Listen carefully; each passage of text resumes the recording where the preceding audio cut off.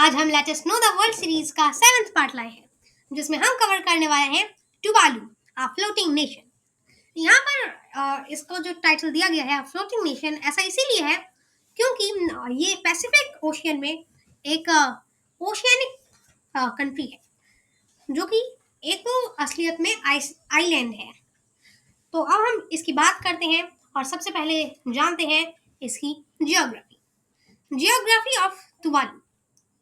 यहाँ पर एक बात और है, आज हमने यहाँ पर इसका फ्लैग लगाया है, जबकि हम हमेशा मैप लगाते हैं। अब यहाँ पर एक बात तुवालू के बारे में अलग है, जिसकी वजह से हमें यहाँ फ्लैग लगाना पड़ा। इसके बारे में हम जल्द ही बात करेंगे कि ऐसा क्या रीजन रहा यहाँ पर। पहले हम देख लेते हैं ये कहाँ पर सिचुएटेड है। यहाँ पर आप देख सकते हैं ये मैप है ओशिनिया का। जहाँ पर ये फ्लैग है वहां पर टुवालू के आइलैंड्स सिचुएटेड है। अब बात करें इसके उसका कितना एक्सटेंट है, तो आप देख सकते हैं जो इसका नॉर्दर्न मोस्ट पॉइंट है वो 5 डिग्री साउथ और southern most point 11 degree south तक आता है। अगर हम इसके ईस्टर्न मोस्ट पॉइंट की बात करें तो वो आता है 180 डिग्री पे, और अगर वेस्टर्न मोस्ट पॉइंट की बात करें तो वो 176 डिग्री ईस्ट पे आता है। यहाँ पर 100 डिग्री इसका जो ईस्टर्न मोस्ट पॉइंट है उसमें ना ईस्ट और ना वेस्ट इसीलिए लगा है क्योंकि जो 180 डिग्री है वो जो है वो आइडियल है, यानी कि इंटरनेशनल डेट लाइन, जो कि ईस्ट और वेस्ट हेमिस्फीयर के बिल्कुल बीच में आती है। तो इसलिए यहाँ ना तो ईस्ट लगता है ना वेस्ट लगता है, जैसे कि 0 डिग्री में होता है। अब इस मैप को आप अगर ध्यान से देखें तो आप देख सकते हैं इसका जो मैप है वो कितना बिखरा बिखरा सा है। इसमें 9 अलग अलग हिस्से हैं जो कि एक दूसरे से बहुत ही ज्यादा दूर हैं, जिसकी वजह से यहाँ पर जो मैप हमने नहीं लगाया उसका यही कारण था। ये बहुत ही ज्यादा छोटा देश भी है, क्योंकि जो सबसे छोटा देश है वो है वेटिकन सिटी, सेकंड में मोनाको आता है, थर्ड में नाउरू और फोर्थ नंबर पे आता है यहाँ पर टुवालू। साथ ही में ये सबसे ज्यादा लोएस्ट जो कंट्रीज है उनमें भी ये सेकंड नंबर पे आता है। फर्स्ट नंबर पे मालदीव्स है, यानी कि बहुत ही ज्यादा नीचे सी लेवल के बहुत ज्यादा पास। तो फर्स्ट पे मालदीव्स और सेकंड पे यहाँ पर टुवालू आता है। जो टुवालू है उसमें कोई स्टेट वगैरह नहीं है क्योंकि ये बहुत छोटा सा देश है, बल्कि इसमें कुछ 9 आइलैंड्स के ग्रुप हैं, जिनके नाम कुछ ऐसे हैं: नोनुमिया, नोनुमागा, नियोताऊ, नुई, वाइटुपू, नोकू फेटाऊ, फुनाफती और नुकोलेआई लाई। तो ये सारे उधर के आइलैंड्स के नाम हैं। अब हम बात कर लेते हैं वहाँ की हिस्ट्री, कि वो इतना छोटा सा देश कैसे आज तक सरवाइव करता है, उस पर किसी ने हमला किया तो वो कैसे बचा, ये सब की बात करें हम तो बहुत टाइम पहले यहाँ पर ये बिल्कुल खाली था। लेकिन फिर यहाँ पर कुछ पॉलिटिशियन लोग आए जो इसके आसपास के देशों से आए थे, जैसे कि टोंग और सोमाऊ, ऐसे एरियाज से यहाँ पर लोग आए। फिर यहाँ पर जो लोग मेन काम करते थे वो खेती थी, फिशिंग थी, और इन्हीं सारे कामों के साथ लोग कम्युनिटी में अच्छे से रहा करते थे। कुछ समय बाद यहाँ पर एक स्पेन के एक्सप्लोरर आते हैं जिनका नाम है अलवारो दे मेंडाना दे नेरा। ये स्पेनिश एक्सप्लोरर थे जो कि वहां पर आते हैं और पहली बार ये एक रास्ता खोजते हैं यूरोप से टुवालू तक का, जिसके बाद यहाँ पर ये बहुत हद तक आइसोलेटेड जो पहले था उसमें वो थोड़ा कम होता है, लेकिन अभी भी वहाँ लोग कब्जा करने नहीं आए थे। अभी वहाँ पर जो वेलर्स आते थे, यानी कि वेल को मारने वाले, वेल के हंटर्स, वो लोग वहाँ पे कभी कभी ठहर जाते थे। वहाँ पर ट्रेडर्स आते थे जो कि नेटिव लोगों से ट्रेडिंग करते थे। ऐसे ही टाइम बीत रहा था।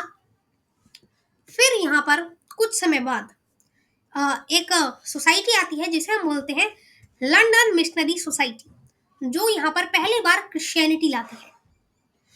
इसके बाद से यहाँ पर क्रिश्चियनिटी शुरू होती है और आज तक वहाँ पर जो सब मेजर जो फेस्टिवल्स हैं वो क्रिश्चियनिटी के हैं और मेजर जो रिलीजन है वो भी क्रिश्चियनिटी ही है। इस टाइम से यहाँ पर लोग जो और लोग थे वहाँ आने शुरू हुए और यहाँ पर इन्फ्लुएंस बढ़ने लगा यूके का। यहाँ पे जो यूके के लोग आते थे उन्होंने अब तक कब्जा तो नहीं किया था, लेकिन वो लोगों को किडनैप करते थे या फिर उन्हें पैसे का लालच देते थे और फिर उन्हें पेरू ले जाते थे। वहां पे पेरू में उनको लेबर की तरह काम कराया जाता था। यहाँ पर सिर्फ पेरू ही नहीं, जो साउथ अमेरिकन कंट्रीज हैं वहां पर लेके जाया जाता था। यहाँ पर इसे बैक बर्निंग कहा जाता है। अब कुछ समय बीता और ब्रिटिश जो लोग थे वो इस पूरे एरिया पर कब्जा कर लेते हैं। इसका जो फ्लैग है उसमें भी इसीलिए ब्रिटिश फ्लैग किनारे पर आता है। यहाँ पर एक वो था, ब्रिटिश लोगों ने पहले ही इसके आसपास के देशों पे कब्जा कर रखा था, जिनमें से एक का नाम था किराबाटी। किराबाटी को उस टाइम किराबाटी नहीं कहा जाता था, उन्हें कहा जाता था गिलबर्ट आइलैंड्स। और गिलबर्ट आइलैंड्स के थोड़ा ही नीचे ये आते थे टुवालू। तो टुवालू का उस टाइम नाम रखा गया एलाइस। तो एलाइस और टुवालू, मतलब एलाइस जो था उसको गिलबर्ट के साथ जोड़ दिया गया और गिलबर्ट एंड एलाइस आइलैंड्स नाम से यहाँ पर उनकी एक स्टेट बनी यूके की। कुछ टाइम बाद यहाँ पर वर्ल्ड वॉर 2 स्टार्ट हो जाता है। ये कभी भी कोई बैटल ग्राउंड तो नहीं बना, लेकिन जो यूएस था उसकी असलियत में जो वॉर थी उस टाइम वो जापान के साथ थी। तो जो यूएस था वो इसको एक एयर बेस की तरह यूज करता था। यहाँ पर एयरक्राफ्ट आते थे और जापान से लड़ाई होने के लिए यहीं से एयर सप्लाई होता था। फिर यहाँ पर कुछ टाइम बाद में जब वर्ल्ड वॉर 2 खत्म हो गया तो एक वोटिंग कराई जाती है। ये वोटिंग कुछ इस प्रकार की थी कि जो यहाँ के लोग थे वो गिलबर्ट आइलैंड से अलग होना चाहते थे। एलाइस आइलैंड्स खुद अलग होना चाहते थे गिलबर्ट आइलैंड से।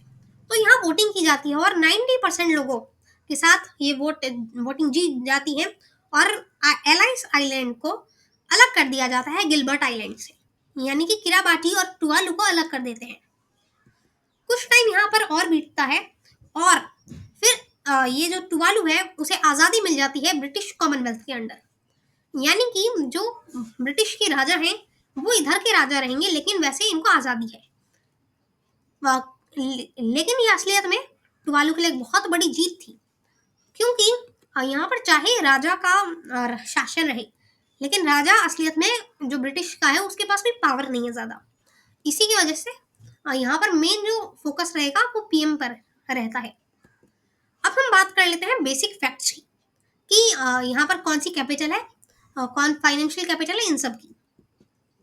तो अगर इसकी कैपिटल की बात करें तो उसका नाम है फूनाफुटी। जो फूनाफुटी है वो इसकी कैपिटल भी है और फाइनेंशियल कैपिटल भी है।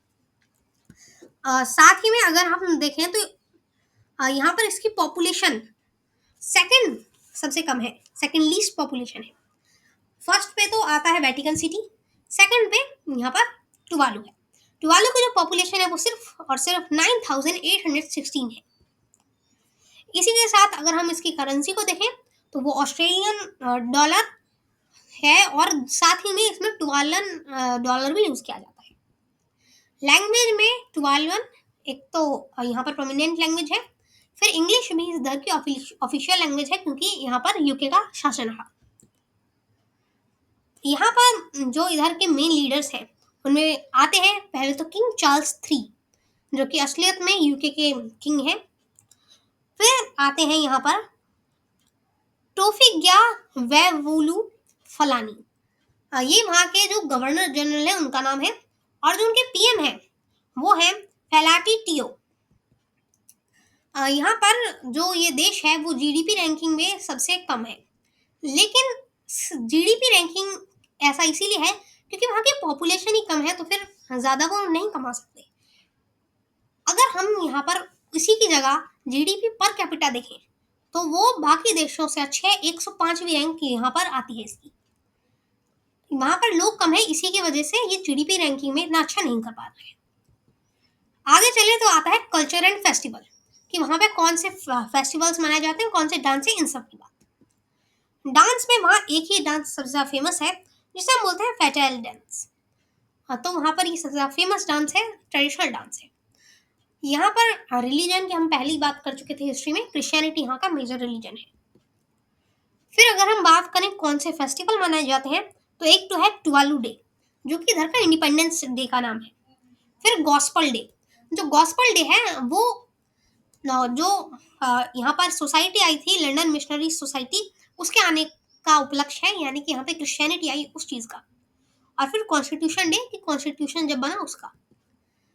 अब यहाँ पे अगर हम इसके फूड की बात करें, तो यहाँ पर एक तो आता है ब्रेड फ्रूट, जो कि बहुत हद तक जैक फ्रूट की तरह होता है। फिर कोकोनट और लुकासी, साथ ही में पुलाका, फिश और सी फूड्स, क्योंकि वो एक आइलैंड है तो फिर वहाँ पर सी फूड बहुत ज़्यादा कॉमन है। इसके बाद अगर हम फेमस प्लेसेस की बात करें, तो उसमें आ जाते हैं फूनाफुटी लेगून, टेपुका आइलैंड और चर्च ऑफ टुवालू। ये वहाँ का सबसे ज़्यादा फेमस चर्च है, चर्च ऑफ टुवालू नाम से। यहाँ पर अब हम उसके इंटरेस्टिंग फैक्ट्स की बात करते हैं। तो फिर पहली चीज़ इसमें जो इसकी जीडीपी है उसमें एक बहुत बड़ा हाथ है डॉट टीवी का। क्योंकि यहाँ पर इसे पैसा मिलता है, और ऐसा इसीलिए है क्योंकि तो हर देश का जो होता है वो सोशल मीडिया पे डॉट के आगे उनका शॉर्ट फॉर्म होता है। तो जो टुवालू का है वो डॉट टीवी है। तो फिर इसका उन्हें फायदा मिलता है, क्योंकि एक टीवी जो है वो एक फेमस चीज़ है, टेलीविज़न, तो इसीलिए उन्हें इससे पैसा मिलता है। सेकंड चीज़ अगर हम देखें तो क्योंकि वो एक बहुत ज़्यादा आइसोलेटेड देश है और देशों से, तो वहाँ पे मैकडोनल्ड्स, साथ ही में कोई अगर हम बात करें पब्लिक ट्रांसपोर्ट, ना ही ट्रैफिक लाइट, इनमें से कुछ भी नहीं है, क्योंकि वहाँ पॉपुलेशन ही कम है तो इन सब की ज़रूरत नहीं है। साथ ही में जो वहाँ का एक रनवे है वो फुटबॉल ग्राउंड की तरह बदल जाता है। ऐसा इसीलिए है क्योंकि वहाँ पर फ्लाइट्स कम ही जाती हैं, तो इसीलिए जो लोग हैं वहाँ पर फुटबॉल खेलते हैं।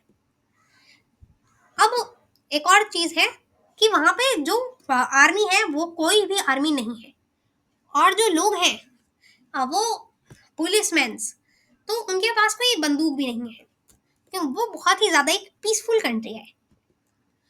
यहाँ पर क्योंकि कुछ ज़्यादा घूमने को नहीं है, क्योंकि बहुत छोटी कंट्री है, तो दुनिया में सबसे कम विजिटर्स यहाँ पर विजिट करते हैं। तो अब हम कंक्लूजन की बात कर लेते हैं। सबसे पहले हमने यहाँ पर इसकी जियोग्राफी देखी कि वो सबसे छोटा देश में कौन से नंबर पे आता है, 4th नंबर पे। वो सेकंड सबसे लोएस्ट कंट्री है। हमने ये देखा कि वहाँ पे उसकी हिस्ट्री क्या है, तो हमने हिस्ट्री देखी उसकी। फिर हिस्ट्री में हमने देखा कि कैसे वहाँ पर यूके के लोग आए, वहाँ पे क्रिश्चियनिटी कैसे आई, फिर यूके ने उस पर कब्जा किया, वर्ल्ड वॉर 2 में इसका क्या इम्पोर्टेंस रहा है। फिर हमने देखा बेसिक फैक्ट्स की, कैपिटल उसकी फूनाफुटी है। हमने देखा उसकी करेंसी कौन सी है। फिर हमने देखा कल्चर एंड फेस्टिवल, कि वहाँ कौन से फेस्टिवल्स मनाए जाते हैं, कौन से वहाँ पर फूड फेमस हैं। ये सब देखने के बाद हमने लास्ट में देखा कि वहाँ पर कौन से फेमस प्लेसेस हैं। फिर इंटरेस्टिंग फैक्ट्स देखे, और ये यहीं पर हमारी वीडियो खत्म हो जाती है। धन्यवाद, मिलेंगे किसी अगली वीडियो में। आज के लिए बस इतना ही। धन्यवाद।